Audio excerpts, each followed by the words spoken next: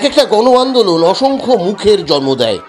আরজি করের আন্দোলন যেমন রিমঝিম সিনহাকে চিনিয়েছে, তেমনই চিনিয়েছে হাওড়ার তারাসুন্দরী বালিকা বিদ্যা ভবনের প্রধান শিক্ষিকা মোনালিসা মাইতিকে।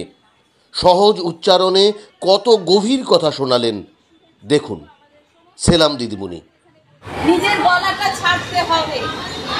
এটা আমার কাছে খুব আনন্দের যে তোমরা আমাকে চিঠি করেছিলে যে এই প্রতিবাদে তোমরা সামিল হতে চাও।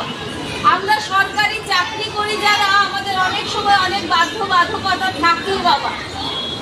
ওই যে পুলিশরা আজকে তোমাদের সাহায্য করলেন, আমরা গত কাল পর্যন্ত 3 বার চিঠি করেছি।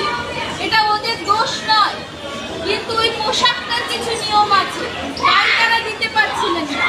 কিন্তু দেখো আজকে যে ওরা চলে এসেছে, ওই পোশাকটার নিচে যে মনুষ্যত্বটা আছে তার টানে ওরা আজকে এসেছেন, কিন্তু অফিসিয়ালি কোনো পারমিশন আমরা পাইনি। আর আমরাও ঠিক করেছিলাম যদি ঢুকতেই হয় জেলে, তাহলে আমরা রাস্তায় বেরিয়েই ঢুকবো, এই ঘরে বসে আমরা থাকবো না। সেই কারণে হয়তো তোমাদের আলাদা করে মেসেজ দেওয়া সম্ভব ছিল না। দরকারও নেই, সবকিছু সোশ্যাল মিডিয়াকে টেনে নিয়ে করতে হবে তা নয়।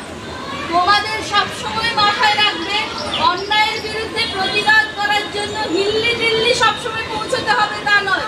তুমি তোমার বাড়ি থেকেই প্রতিবাদটা শুরু করো, তোমার কাজটা তুমি করো। আর এটা কখনো হতে পারে না যে সমাজ তৈরি হয়নি বলে। আমি আজকেই পড়ছিলাম মেয়েদের বলা হচ্ছে রাত্রে ডিউটি কমিয়ে দেবে, আসলে এটা একটা পলিসি। মেয়েদের কাজ থেকে সরিয়ে দাও, ওদের ঘরে বসাও।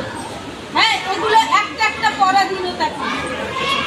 মেয়েরা কোনো পরিবর্তন হবে না। পরিবর্তন যদি করতে হয় তাহলে নিয়মের করো, তাহলে সমাজটাকে বদলাও।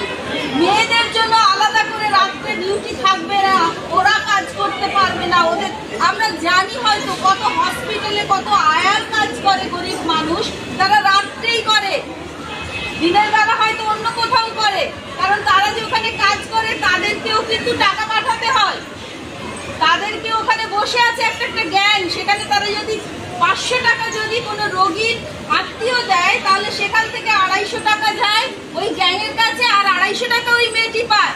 তাই তাকে দিনের বেলা কোথাও না কোথাও কাজ করতে হয়, আর সে রাত্রে তার শরীর নিংড়ে সে ওই রাত্রি জেগে কাজটা করছে তার সন্তানের মুখে দুমুঠো ভাত দেওয়ার জন্য।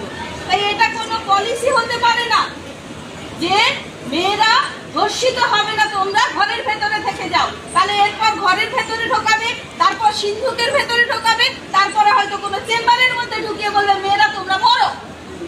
এটা হতে পারে না।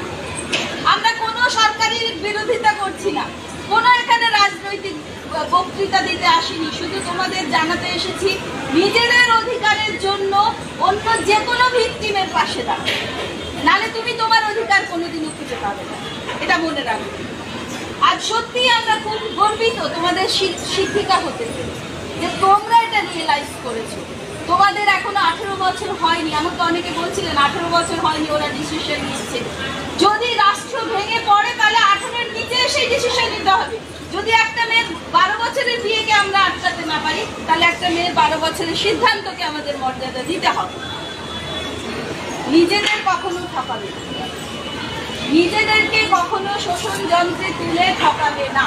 এবং তোমার মতো একটা মেয়ে, সে যাই করুক না কেন, যেই হোক না কেন, তোমার যদি শত্রুপক্ষ পুরো উল্টো দিকেও দাঁড়িয়ে থাকে, তার প্রতি যখন ইনজাস্টিস হবে তখন অবশ্যই রাস্তায় না। তোমাদের আমার আগামী দিনের জন্য অনেক শুভেচ্ছা রইল। আমাদের সমস্ত ম্যাডামরা হয়তো এখানে করতে পারছেন না, যেহেতু চলছে, কিন্তু আমি বিশ্বাস করি তারা প্রত্যেকেই মা, প্রত্যেকেই যে মেয়েটির বিরুদ্ধে এই ঘটনাটা ঘটল আমরা তারও মা। কারণ তার অপমান মানে আমাদের প্রত্যেকের অপমান। তাকে ওইভাবে নৃশংসভাবে ধ্বংস করা মানে আমাদের প্রত্যেকের গায়ে সেটা এসে পড়েছে।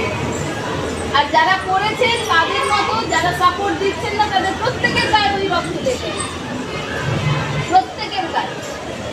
আমাদের সকলের তরফ থেকে তোমাদের জন্য অনেক শুভেচ্ছা রইল।